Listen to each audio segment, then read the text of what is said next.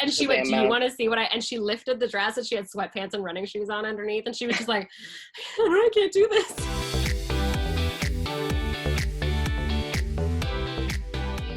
Hi, Kyne. Hi. Hello, ma'am. How are you? I'm doing good. I was like dreading this time for months, but now that it's all out in the open, I'm actually feeling quite relieved with things. Good, I'm glad. Like a weight off your chest. It's not a secret anymore. Exactly. You're no longer in limbo. Mm-hmm. Good, I'm glad. We were wondering, when you walked into the workroom, did you have any other entrance lines other than the one that you eventually landed on? Mm-hmm. Oh no. Well, okay, I was like toying with a little play on Shea Coulee's entrance. I was gonna say, I didn't come here to slay, I came to play. That's really cute. I do love a Shea Coulee reference. Yes. Came to play. That's really cute. So you obviously were already like a viral sensation before airing even happened. What does it feel like to have suddenly just hopped on TikTok and like skyrocketed?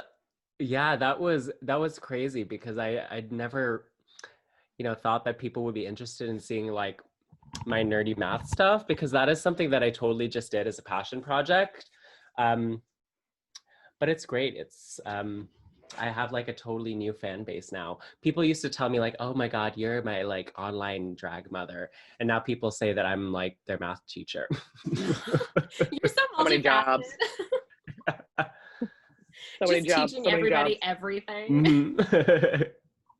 How did you, like, what originally inspired you to put the math into your drag as you did with the TikTok? Well, it's kind of something like that I've always done outside of drag. Like I'm a math student, but I guess it was the boredom of quarantine that sort of inspired me to start doing it online. And you know what?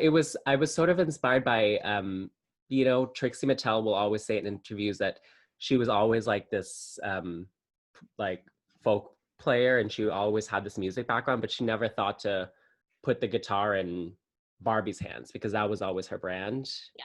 And then once she tried it, then she just found that it really fit well for her.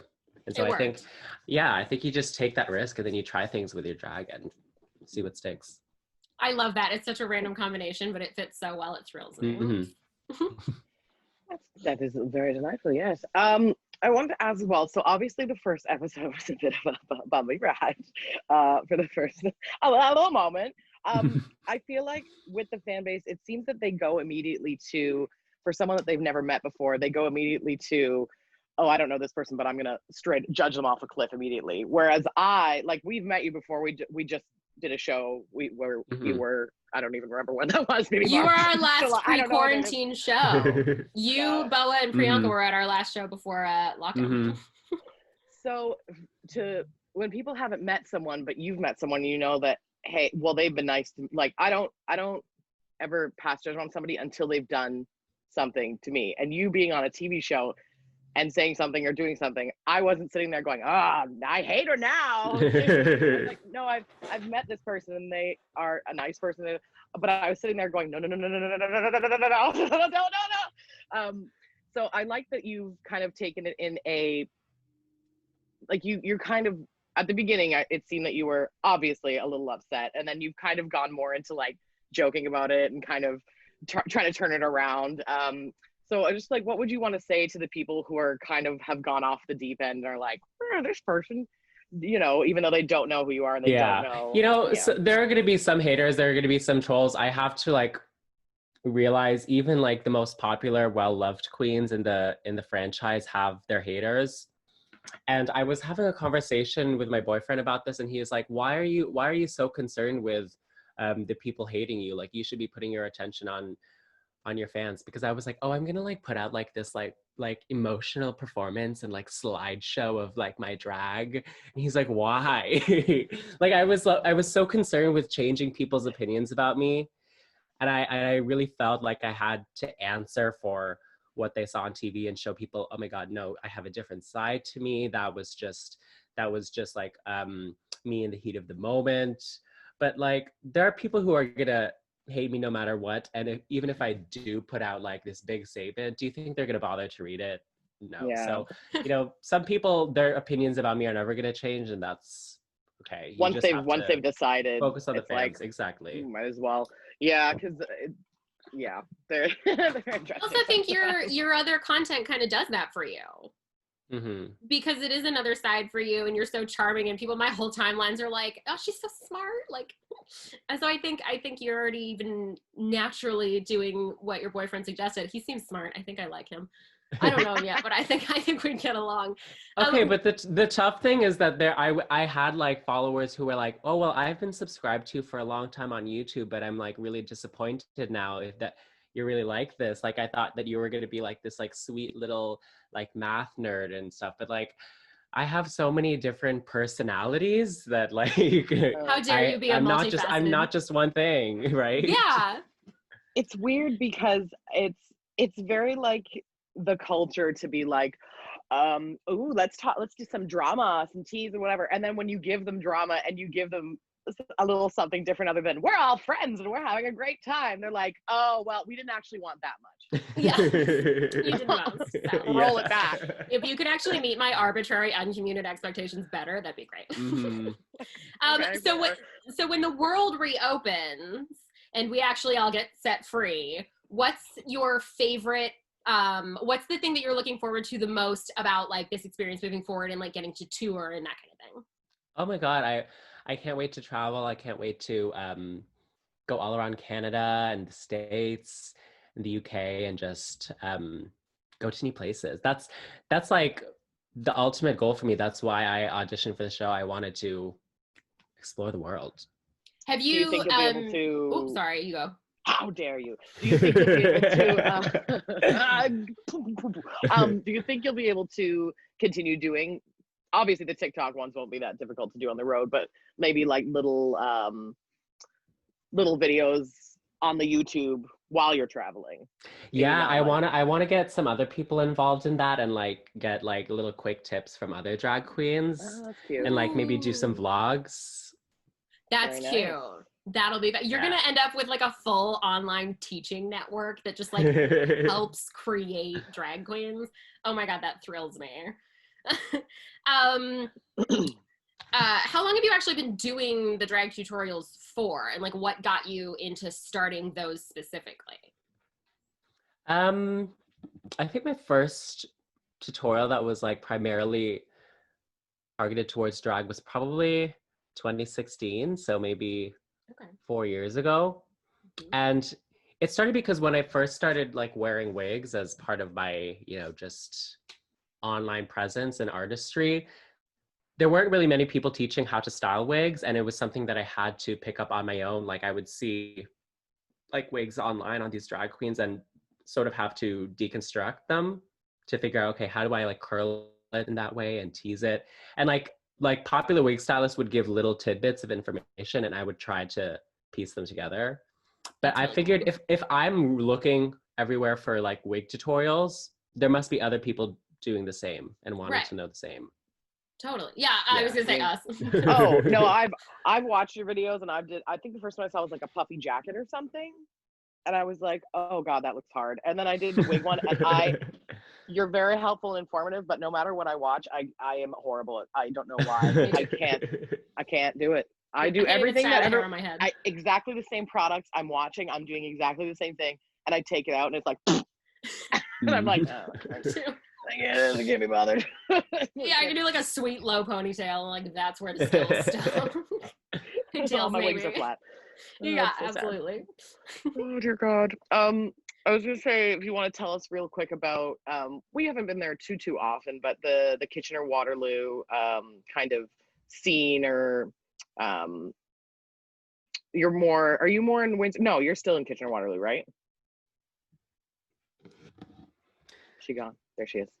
Oh yeah, hi here. Yeah, I perform lots in Windsor and London and just like anywhere that people will bring me. But the Kitchener scene is really small. It's me, it's Miss Drew, it's Jasmine Flowers, Victoria Parks, like I could probably count them on like one hand, the queens at least that I know here. Like because there's just no nightlife scene here for queer people, so it's kind of all like relegated to like pride events and fundraising. Have you gotten a lot of opportunity to go? Obviously, we've seen you in London, Windsor, but have you gotten a lot of opportunity to go elsewhere, or are you just like trying to get more into that because it hasn't happened yet? Yeah, I'm trying to get more into that. Okay, I've been to Toronto like a couple times. I haven't really like tried to push to get into the Toronto scene because it's just very competitive there. But I've like performed in like Guelph, Oshawa, Cute. Hamilton. We're in Guelph and Hamilton, so. My grandmother, I live with my grandparents, they're 85. She saw you on the news the other day, and she came running upstairs. Well, she came slowly, grandmother running upstairs, and she was like, do you know a drag queen named Kyne? And I was like, yeah, I do. Why? And she was like, she was on the news, and she was in this neon green hair, and it was so beautiful. And that's not a color I would expect to look good on a human being, but it looked so good. And it was this really nice photo. And did you know that she has a math scholarship? She seems very intelligent. It's impressive that she's from Kitchener. And I was just like, okay, so you're a Kyne stan. It was so cute. That is so cute. I adored it. Yeah, she was very excited about it. Oh. Do you want to move into our fancy rapid fire question? Yeah, okay, do you want to do a rapid fire round with us? She's like, what is that? So I'm gonna. That's just kind of bad, but okay.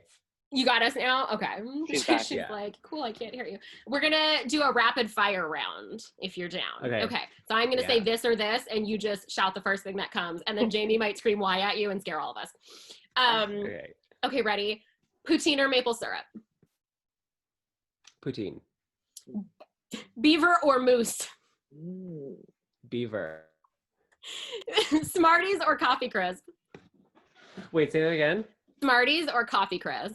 Oh my God, Smarties. I have such a sweet tooth. Coffee crisp, I always pick out of my Halloween candy. Yes! Me too, I give them to my grandpa. Yes. Why do y'all want a candy that tastes like coffee? That ain't yes. right. And I even like coffee, but when we go to the States, there's a bar in Chicago that used to tell us they'd let us into stuff for free if we brought them coffee crisp. So we would bring them coffee crisp, and the GMs would be like, try Coven here, did you bring us coffee crisp? And we would give them coffee crisp, and they would just let us in to like these expensive shows because Americans love I don't it. want them. Okay, ketchup chips or all dressed? Ketchup chips. Degrassi or Schitt's Creek? Schitt's Creek. Why? Good. 2 points. I never really got into Degrassi. It was way too like melodramatic for me. Like I watched like a couple seasons, a couple episodes. Like it was always a new fucking cast every single time. Like, okay, I don't understand. I like Schitt's Creek. I'll be honest, I'm a terrible Canadian and I lived in the UK for many years and I've actually never seen Degrassi. I've never seen Degrassi either. Oh, okay, No, so we're all I know that fired. the facts that I know about Degrassi is that Drake's in it and he gets shot. Maybe there's nothing more to know. I don't know. No, I think it's got good diversity. I should probably watch it. Okay, I have one last question before we take a little digital selfie of the three of us because we're so adorable. Do you forgive me? Yes, I forgive you. Oh my God. That's so... I'm so not funny. Okay, we're gonna take a digital selfie. What we're gonna do is we're all just gonna like listen. We gotta we gotta have content. I don't know. We're just gonna pose and hold it for like 5 seconds, and then we're gonna screenshot it later and put it on Instagram. Okay, ready? Go. Okay.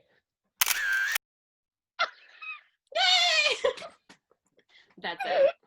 Yay. Thank you so much for joining us. This was really cute. I'm glad we got to catch up. Thanks for having me. Oh my gosh, I had lots of fun. Oh, we're a very professional operation over here. Yeah, it's wild, really. Yeah, they said. Bye. All right.